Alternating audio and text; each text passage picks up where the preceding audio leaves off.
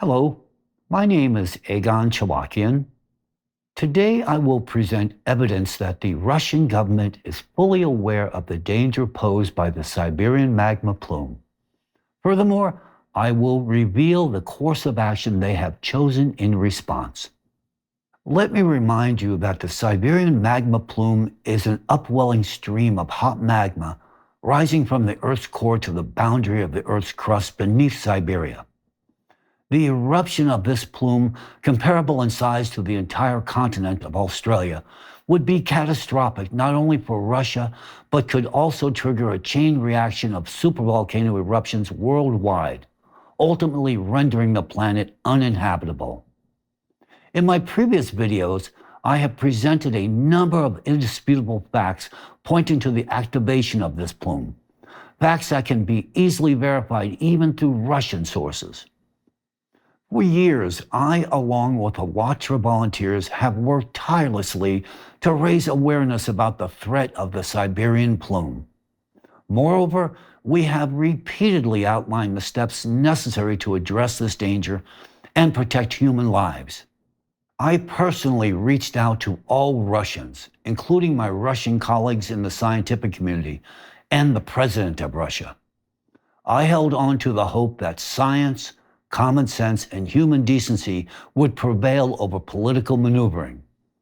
Today, I will share how the Russian government has decided to wield this truth about the Siberian magma plume. Let's start from the very beginning. Many of you are likely aware that in 2021, Mr. Shoigu, who at that time was still Russia's Minister of Defense, unveiled an ambitious program for the development of Siberia. The core focus of this initiative was on constructing modern cities with populations exceeding 1 million people, centered around major industrial enterprises, scientific hubs, high-tech manufacturing facilities, and universities.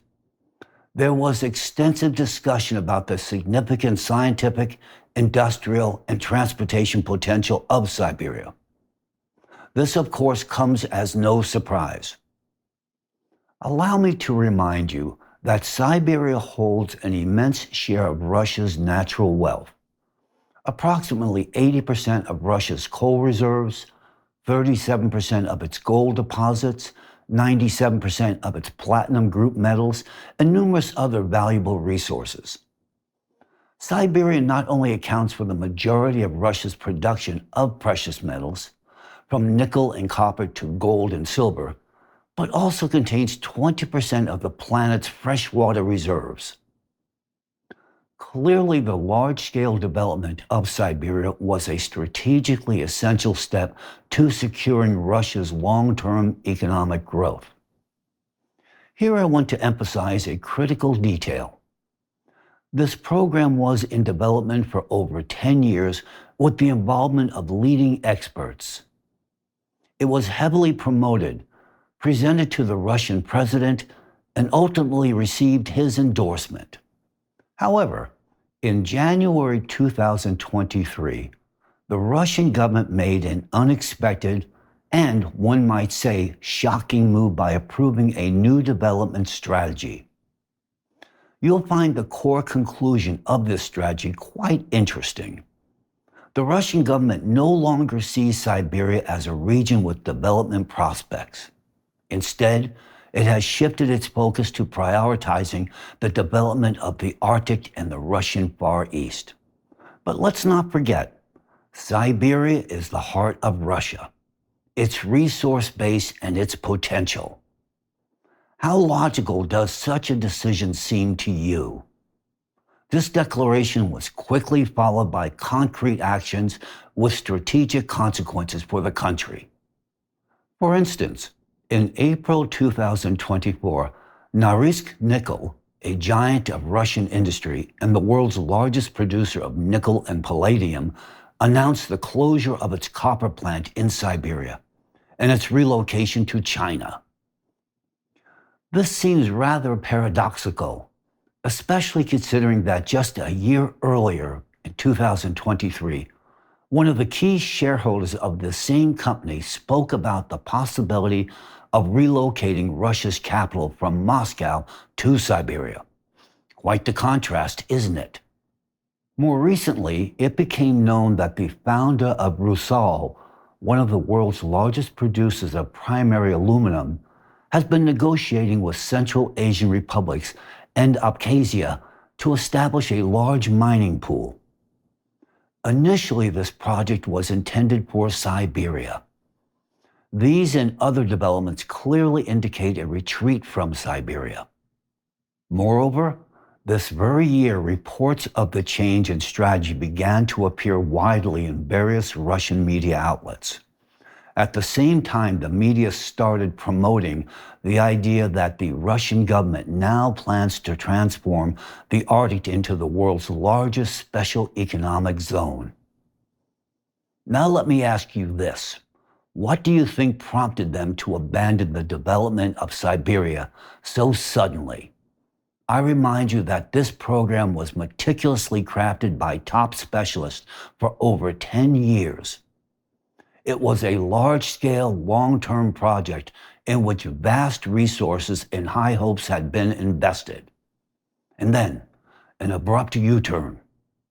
Why replace it with a new strategy that, according to some Russian economists and analysts, resembles a poorly written student paper submitted at the last minute, rather than a serious development plan for the strategically vital region? What compelled them to change their plans so hastily?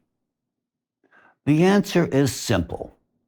They have realized the reality of the threat posed by the Siberian magma plume. The magma plume is now rising directly beneath the very territory targeted by the previously approved development strategy, which they are now abandoning.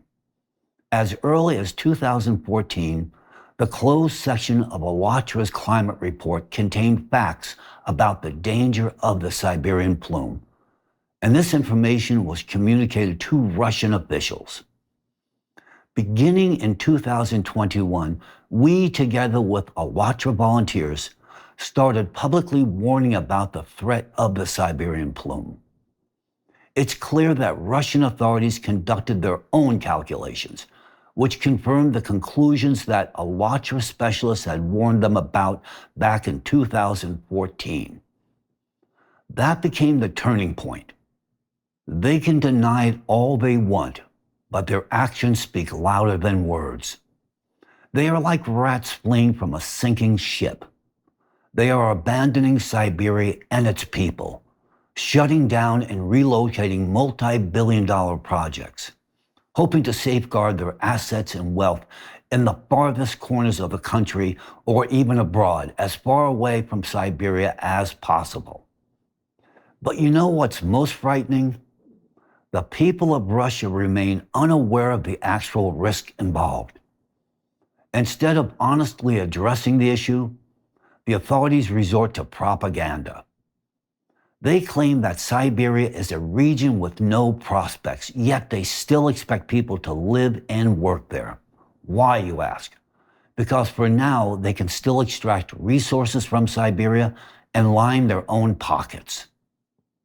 Rather than addressing the problem and implementing controlled degassing measures, they are shifting their capital and investments to the country's periphery. Do you now see why the new development plan focuses so heavily on the Russian Far East and the Arctic? Now I will address all those involved in this criminal decision. We understand your logic. You're counting on a gradual eruption of the Siberian plume, similar to what happened 250 million years ago. You hope it will slowly spread across the territory without reaching the peripheral areas where you're fleeing with your capital. But in your calculations, you've overlooked a crucial factor. After the last eruption, the structure of the tectonic plate changed dramatically. I've mentioned this before, but I will emphasize it once again. The previous eruptions 250 million years ago penetrated the entire plate, solidifying it with Siberian traps. As a result, The structure of the East Siberian craton became monolithic and robust due to the hardened magma. Thus, there are now two possible scenarios. In addition to the gradual eruption and slow destruction of the region, there is a second, far more dangerous scenario: a massive explosion. The probability that the plate will reach its stress limit and explode instantaneously stands at 55%.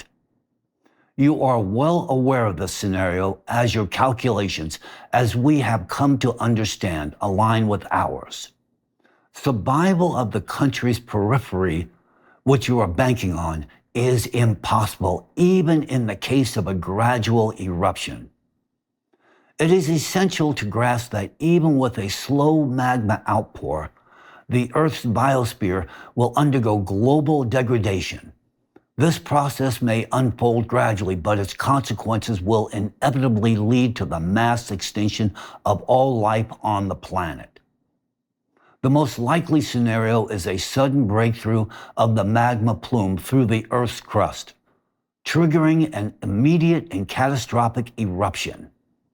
It is estimated that during such an eruption of the Siberian plume, the lethal ash fallout rendering the air unbreathable would cover half the entire planet.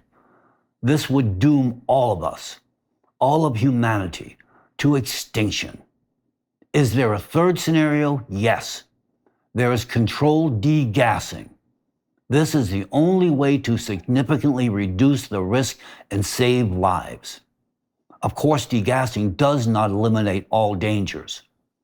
The worst-case scenario during controlled degassing would be a loss of control over the process, which could result in fractures and the gradual release of magma. But even in that case, the consequences would be incomparable to the catastrophic scenarios I just described. From the very first stages of degassing, the pressure within the magma plume would begin to decrease, eliminating the possibility of an explosive eruption. Even if the process spirals out of control, it would result in a slow, manageable release of magma, not an instantaneous disaster. The worst-case scenario of degassing is still far better than either of the catastrophic outcomes previously mentioned. Yes, Siberia would suffer, but the periphery of Russia would remain untouched. Even in the most unfavorable situation, only 30% of the country would be affected. If the process goes smoothly, the affected area would shrink to just about 5 to 7%, or at most 10%. Controlled degassing minimizes damage to humanity and offers a real chance to preserve life on Earth. You likely wonder why the Russian government refuses to pursue controlled degassing if it's a viable solution to eliminating the threat. The answer, sadly, is simple: self-interest. Controlled degassing would require the evacuation of millions of people from the danger zone, which in turn would halt the daily profits these territories generate for the authorities. For them, this means massive financial losses. The catastrophe hasn't happened yet, but they would already have to take a financial hit. Would they agree to that? Of course not. Personal profit triumphs over common sense. They wouldn't warn the public and will continue spreading disinformation for as long as possible. Even now, they've begun claiming that Siberia's wealth is insignificant, insisting that the periphery, such as the Arctic, is far more promising. But this is pure hypocrisy. Siberia has always been Russia's pride and resource base, the foundation that made the country wealthy and turned it into a global geopolitical player. And now they are abandoning it, declaring that Siberia is no longer of interest. But rejecting Siberia also means rejecting degassing. For them, personal profit is far more important than their citizens, more important than the people of the world, and more important than the future of humanity. Now I will again address the Russian authorities. Are you truly prepared to play this deadly game of Russian roulette? Are you ready to gamble with the life of the entire planet just because you refuse to carry out controlled degassing, a process that could neutralize this global threat? Are we all supposed to die because of your incompetence? Everything you do makes it clear that the decision has already been made. You have no intention of pursuing controlled degassing. If you were serious about it, you would have engaged a broad range of specialists, including international experts with experience in controlled degassing. But you have done no such thing. Instead, you've chosen a path of silence, suppression of the truth, and denial of the threat. If there were no threat, any reasonable government in your position would invite an international commission to prove it. But what do we see? Not only does Russia refuse to invite international experts, but it actively withdrawing its assets from Siberia. That speaks volumes. All your actions, both those I've mentioned and those that remain behind the scenes, indicate that your calculations regarding Siberia match ours. You are well aware that the threat is real and inevitable. If everything were fine with Siberia, why would you abandon it at such a tremendous financial loss to yourselves? The fact that you've acted against your own economic interests can only mean one thing. You have already accepted the negative scenarios regarding the Siberian magma plume as inevitable. Instead of taking decisive action to prevent a catastrophe and protect the lives of your citizens, you have chosen a different path. You have started revising the country's development strategy, blocking information channels, and silencing everyone who tried to reveal the truth, including Alatra volunteers, not only in Russia, but also in Ukraine. Notice the timing. In January 2023, when it became clear that your own calculations aligned with ours, you made the decision to abandon Siberia. That same year, instead of showing gratitude to our scientists and Alatra volunteers, you began a harsh crackdown on them. Why? To prevent people from learning the truth and to avoid mass panic in Russia. To ensure that the world never finds out. The persecution of Alatra volunteers intensified both in Russia and in Ukraine. It was FSB agents who orchestrated the persecution of Alatra volunteers in Ukraine, involving even Ukrainian security services. Rather than acting according to the law, those services began pursuing an American organization. This raises an obvious question. Where did the American taxpayers' money go all these years if Ukraine's security service ultimately followed orders from Russia's FSB? In the Kremlin, you are terrified that the truth about the Siberian magma plume will become public knowledge.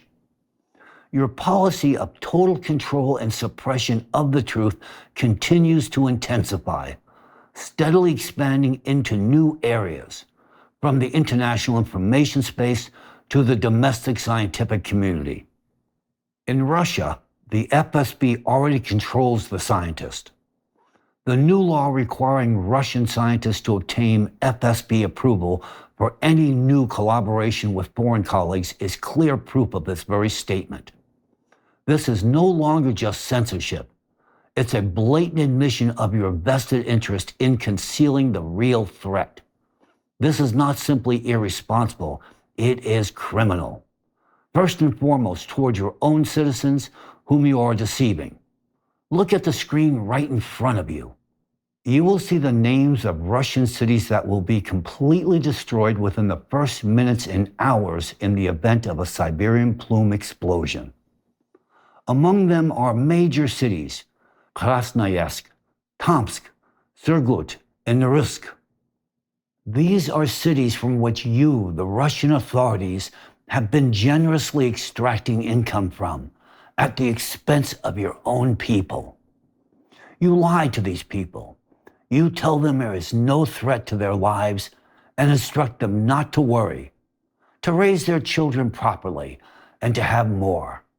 You are knowingly condemning them to a torturous death. Millions of lives, entire cities, and entire regions. You are sacrificing all this just to preserve your power and wealth.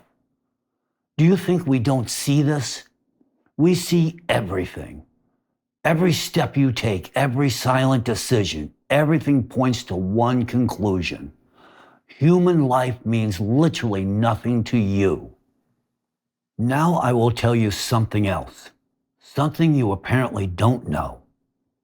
You couldn't have foreseen it or calculated it due to your lack of information and professional competence. Even without the threat of the Siberian plume, we are facing yet another danger of equal magnitude. This is a threat we created ourselves, one from which there is no escape. I am talking about micro and nanoplastics, which have already infiltrated every corner of our planet. They are in the air we breathe, the water we drink, and the food we eat. Nanoplastics are not merely pollutants. They are an anthropogenic factor that is already affecting our health and our future.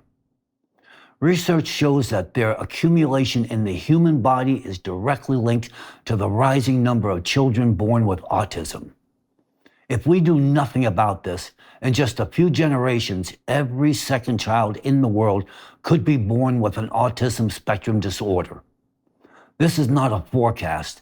It is the reality we must confront. Moreover, micro and nanoplastics disrupt the water balance, further heating the already dying ocean. As a result, the ocean, instead of producing oxygen, begins to emit CO2.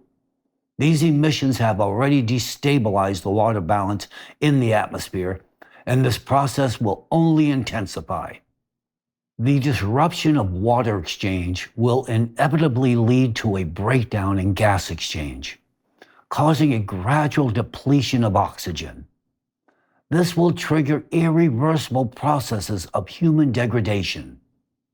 Scientific evidence confirms a direct link between CO2 concentration and developmental disorders. Oxygen deficiency and increased acidity in the body provoke neurodegenerative processes. The mechanism is quite simple. Rising CO2 levels directly affect cognitive abilities, effectively programming the degradation of humans as a biological species. Projections suggest that within a few short generations, up to 90% of the entire population could suffer from severe neurological disorders. This problem will have to be addressed. There is no escaping it. It concerns every person on this planet. It concerns our children and our grandchildren. A complete ban on plastic is currently unrealistic due to its widespread use in various aspects of our lives. The primary challenge is not to prohibit plastic entirely, but to create an economically viable model for its disposal. Without this, the only macroeconomic benefit left will be the gradual degradation and extinction of humanity. Now imagine adding a catastrophic eruption of the Siberian magma plume to everything else that is already happening. Uncontrolled CO2 saturation of the atmosphere, nanoplastic pollution, and natural disasters. Even if the plume doesn't explode instantaneously and instead erupts gradually, the consequences of releasing such a massive volume of lava will continue to grow and worsen.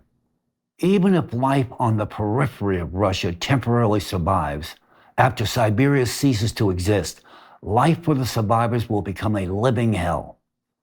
The colossal lava eruptions will oversaturate the atmosphere with carbon dioxide, delivering a catastrophic blow to the Earth's biosphere.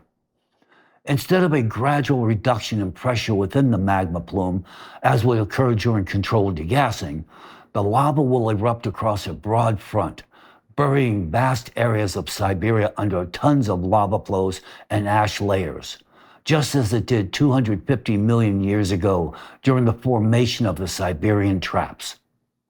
The release of ash and gases will push humanity to the brink of extinction, just as it happened during the Great Permian extinction, when 90% of marine species and 70% of terrestrial species perished.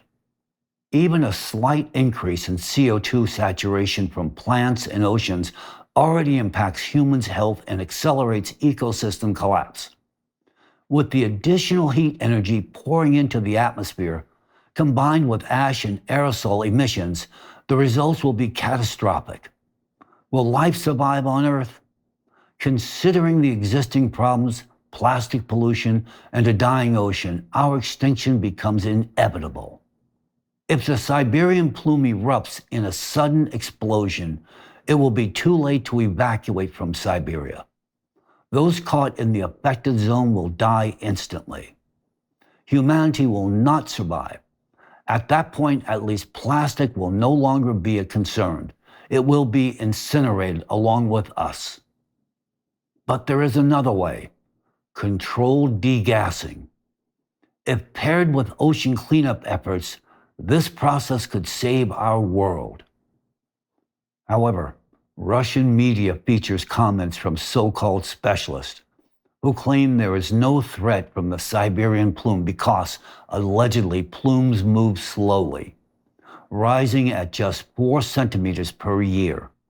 I hate to disappoint you, colleagues, but your calculations on the speed of magma plume ascent are based solely on theoretical models and observations of modern stable plume structures.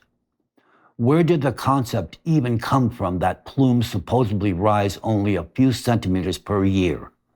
You rely solely on the layers of solidified lava from past eruptions, but that provides no basis for determining how quickly the magma plume actually moved within the mantle. You have no idea how fast plumes rise when they are first forming. And more importantly, the Earth has never before experienced a simultaneous ascent of a mantle plume and an increase in intermantle eruptions. We are currently in extraordinary conditions that Earth's geological history has never encountered before.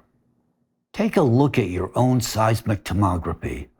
Melted material at the core, known as LLSVP zones, is expanding right before your eyes. Let me explain precisely what LLSVP zones are.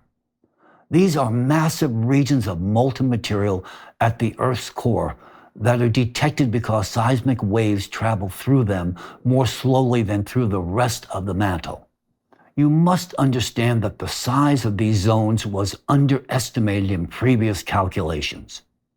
In reality, their growth indicates that mantle melting is progressing at an inexorable pace. This incredibly rapid mantle melting, by geological standards, is precisely why the Siberian plume has risen from the depths within just a few decades, contrary to your theoretical calculations. Accelerated mantle melting is accompanied by intermantle explosions, which you detect as deep focus earthquakes. These earthquakes are not limited to subduction zones along plate boundaries, but also occur far from these regions. Just calculate how powerful these intermantle explosions must be to occur under the immense pressure of mantle layers 500 to 600 kilometers or 310 to 370 miles thick. The number of these intermantle explosions is growing exponentially due to mantle heating from the core and the ocean's diminished capacity to dissipate heat from the lithospheric plates. Within just 6 years, the number of deep focus earthquakes could abruptly stop when the mantle material fully melts.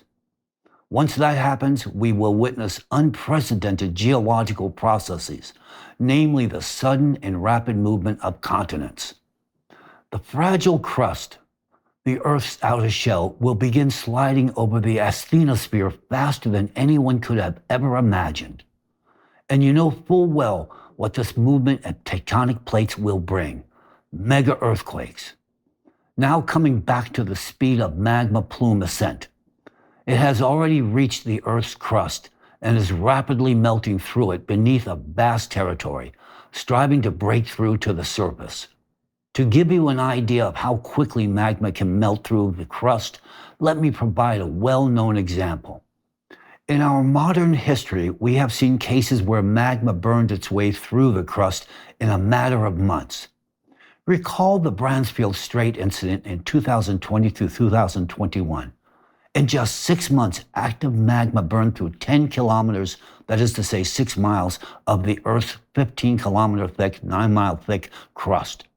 During that time, the magma's rise was accompanied by 85,000 earthquakes.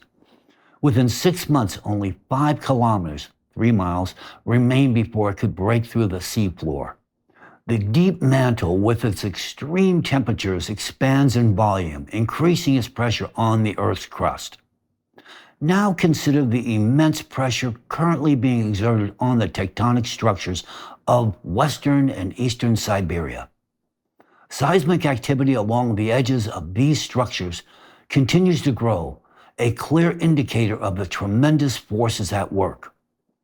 As for the claims that the plume should be visible on seismic tomography models under Siberia, well, you know perfectly well, colleagues, that you don't have enough data to assemble a reliable seismic tomography image for this region. Or are you deliberately lying in your articles? Not to mention that you rely on data collected over 30 or more years, which produces a distorted picture, kind of like a chupacabra, rather than an accurate representation of what's actually happening. Allow me to give you an analogy. It's as if you put a child into an MRI scanner.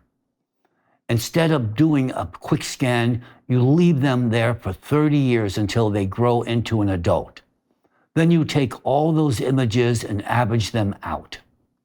What you end up with is a Frankenstein-like result, just like your seismic models, which entirely fail to reflect the rapid changes in growth of the Siberian plume's head over the past 30 years. Stop wasting time with nonsense. Some Russian journalists claim that I rely on so-called incompetent sources. However, in one of my previous addresses, I specifically cited scientific papers written by Russian scientists. So what's your problem, journalist? Do you consider your own Russian scientists and their official research incompetent? Or is the real problem that only the FSB decides who is competent, ignoring science, common sense, and the safety of its own population? I neither expect nor seek official confirmations or denials of my statements. Any official statement, even a denial of the truth I'm presenting, will only draw more attention to this information. Eventually, Russian citizens will connect the dots and realize that I am telling the absolute truth, not their government. For the Russian authorities, that is unacceptable. If the Russian people knew the full extent of the situation, if they knew what their leadership knew, not a single person would remain in Siberia. Alatra volunteers and I are often asked, what is it like to live knowing all this information? Especially when the events we've warned about begin to unfold in reality. In the past, we tried to explain it in words, but now you will have the opportunity to quite literally understand it for yourselves. When you see it with your own eyes, you will feel for yourself what it's like to live with such knowledge. 30 years ago, we, the scientists of Alatra, took on the responsibility of uncovering the causes of global climate and geodynamic changes. We conducted extensive interdisciplinary research, established cause and effect relationships, and pointed to a potential solution. However, Alatra volunteers took it upon themselves to spread this knowledge to the world. I joined them in this mission. However, we never claimed the responsibility for stopping the climate collapse. We are not the ones who will solve this problem. We are the ones who diagnosed it and offered a solution, like a doctor who informs a patient of a serious illness and shows the path to recovery. We cannot resolve geopolitical and macroeconomic issues, so do not shift the responsibility for implementing solutions onto us. That is beyond our capacity and not our mission. Our mission is both simple and challenging at the same time: to deliver the truth to people. Yes, it is hard, but we ALLATRA volunteers did not choose an easy path. We chose an honest one. We knew that telling the truth would come at a high price, and we are paying it. In Russia, ALLATRA volunteers are already in prison. In Ukraine, volunteers face criminal persecution at the hands of FSB agents and their accomplices. Their goal is to silence us. But silencing us will not save Siberian cities or protect millions of Russian citizens. As long as the threat of a Siberian plume eruption remains unaddressed, the world is doomed. This statement is not a metaphor. It is a scientific fact. Friends, facts do not become any less real simply because you refuse to acknowledge them. When the Siberian plume erupts uncontrollably, whether explosively or gradually, it will trigger a global population migration. Half of the world's inhabitants will move as far from Siberia as possible, fleeing to other continents. This horrific process is becoming nearly inevitable due to the Russian authorities' refusal to implement controlled degassing. However, what Russian authorities fear even more than global migration is internal migration. They dread the possibility that information about the Siberian plume will reach the public. Any rational person in Russia, upon learning the truth, will do everything in their power to leave the country. Even the most oblivious individual would rather walk away from Siberia on foot than stay there. The Russian authorities understand that if such an exodus begins, it will result in a massive outflow of capital from their territory, and most importantly, a loss of personal income, something they fear more than the inevitable death of millions of people. They will do whatever it takes to prevent that.